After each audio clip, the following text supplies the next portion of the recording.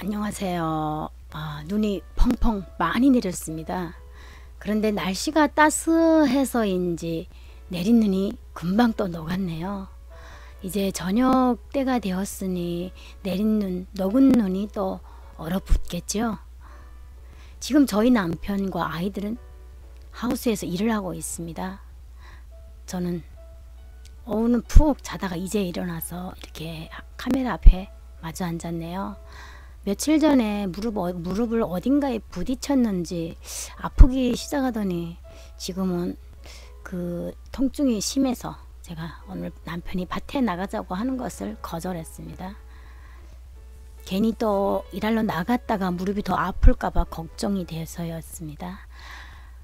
오늘은 우리가 어떻게 이 시골로 내려와 살게 되었는지를 이야기하고 싶습니다. 저희 부부는 귀농을 하려고 시골로 내려온 것은 아닙니다.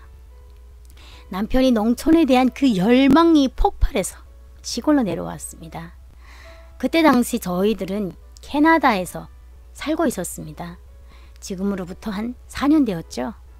캐나다에서 아이들 공부를 시키며 돈도 잘 벌고 잘 살고 있는데 어느 날 남편이 한국으로 돌아가자고 합니다. 저희 남편 매일 한국 뉴스만 보면서 향수병에 시름시름 하고 있었습니다. 저는 절대 농촌에 갈 마음이 없는 여자입니다. 남편은 혼자라도 가겠다 하면서 매일 인터넷에 들어가 부동산을 알아보는 것입니다. 부동산 가격이 한두 푼 하는 것도 아닙니다. 자칫 잘못하다가는 그동안 벌어놓은 재산이 날아갈 판이지 뭡니까? 그래서 마음을 먹었습니다. 그래, 시골로 내려가야지. 내 팔자가 시골에 내려갈 팔자나 보다 하고 말입니다. 그렇게 우리 가족은 캐나다 생활 4년 만에 한국으로 돌아왔습니다. 내려오자마자 우리는 시골을 알아보려고 사방으로 노력했습니다. 어디가 살기 좋은 곳인지 카페와 인터넷을 통해 검색을 많이 했죠. 저는 걱정이 앞섰습니다. 시골에 내려가 어찌 살까? 어린 아이들을 데리고 일자리도 없는 시골에서 도대체 먹고 살만은 한지? 걱정만 앞섰습니다. 남편은 걱정하지 말랍니다. 텃밭에 채소를 심어 갖고 먹으면 되고 산에 가서 산나물 뜯어서 먹으면 굶어 죽지는 않는답니다.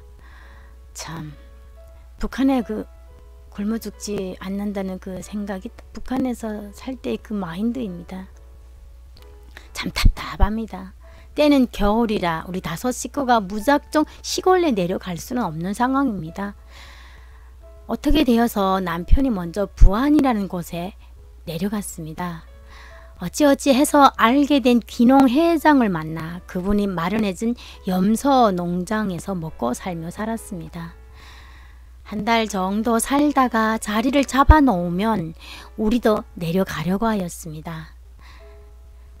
남편은 귀농 회장의 말을 듣고 거주지는 먼저 옮겨 놓은 상태입니다. 제가 이후에 이 거주지에 대해서도 한 말씀 드리겠습니다. 남편이 한 달을 부안에서 살았나? 어느 날 남편이 집으로 돌아왔습니다. 도저히 못 살겠다고 합니다. 염소를 키우는 것이 본인 적성에 맞지 않는다고 합니다. 천만 다행이었습니다. 온 식구가 같이 내려갔으면 어찌할 뻔했나요? 우리는 또다시 인터넷을 뒤져서 매 군마다 있는 귀농가에 전화를 했습니다. 혹시 시골에 빈집이 없나 해서 말입니다. 지방마다 귀농 쉼터가 있어서 그 쉼터에 들어가 보면 빈집 정보가 올라와 있습니다. 저희는 그 빈집 정보를 보고 순천으로 해서 전국 일주를 했습니다. 농촌에는 아무런 연고도 없는 상태입니다. 오직 2발로 뛰고 내 눈으로 보고 그렇게 결정을 했습니다. 농촌에 정착하는 것이 외국에 정착해서 사는 것보다 더 힘든 것 같습니다. 찾아가는 집집마다 정말 사람 살 곳이 못 되었습니다. 거의 쓰러져 가는 집입니다. 이런 집에서 우리 5 식구가 산다는 것은 왠지 서글프기만 한 상황이었습니다. 대문은 다 넘어져 있고 곳곳에는 몇십 년을 방치해 놓아 풀이 무성하고 집은 사람이 살지 않아 먼지와 곰팡이 뿐이었습니다. 농촌집은 특히 비워놓으면 금방 폐가가 됩니다. 이런 폐가에서 아이들이 살면서 학교를 다녀야 한다니 소름이 돋을 정도였습니다. 원래 계획은 빈집에 살면서 마땅한 땅을 사서 집을 짓는 것이었습니다.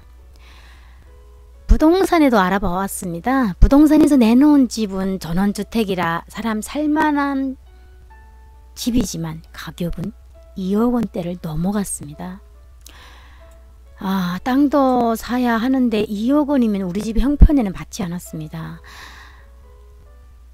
하지만 빈집만 찾아다니다가는 몇 년이 걸려도 시골에 내려갈 것 같지 못했습니다.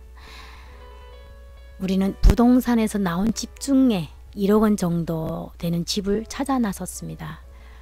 어디인지는 잘 모르겠는데 집하고 땅 1000평 이렇게 합쳐서 한 1억 5천 정도 하는 집이 나와 있습니다. 하나님 감사합니다. 우리는 또 집을 보러 갔습니다. 지도에서 보면 마을 한 구석에 위치하여 있고 또 조용하고 아늑해 보였습니다. 세상에나 무슨 집을 이런 곳에 지었는지 감탄할 정도가 아니라 한탄할 정도입니다.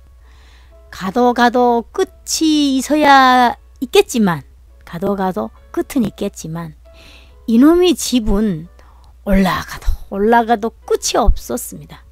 산으로 올라가는데 보이지 않았습니다.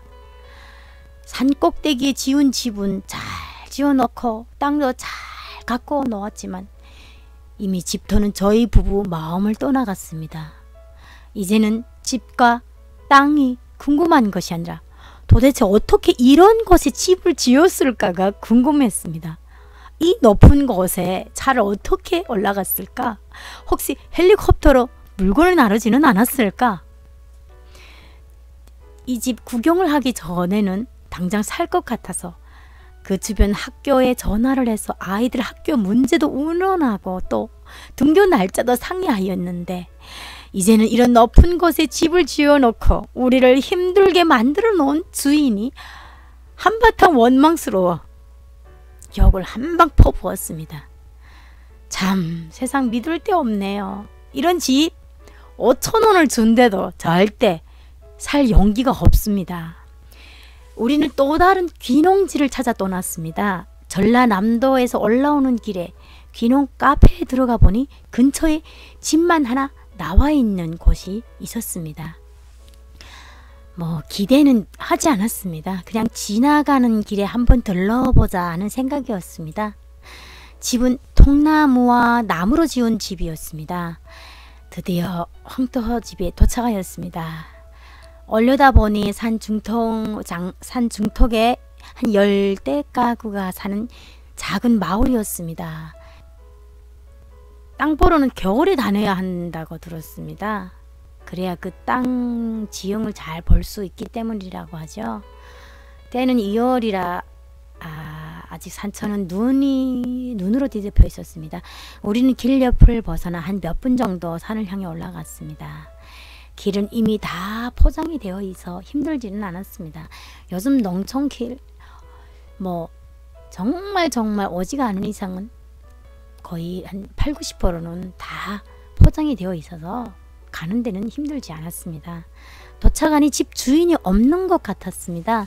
아니 사람이 살고 있는 집이 아니었습니다. 전화하니 집주인은 어느 지방에서 집을 짓고 있는 일을 하고 있답니다.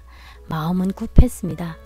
왜냐하면 남편이 이 집을 보고 마음에 들어 했기 때문입니다. 집이 마음에 들면 그 다음은 무엇일까요? 바로 가격 흥정이겠죠. 지금 이 집은 160평 대지에 지은 집입니다. 1억 2천 정도 나온 집이었습니다. 과연 이 집을 사고 들어갔을까요? 또 다른 집을 찾아서 떠나갔을까요? 다음 시간에 이야기해 드리겠습니다. 네, 오늘도 감사합니다. 추운 날씨 건강 잘 챙기시고 저는 내일 뵙겠습니다.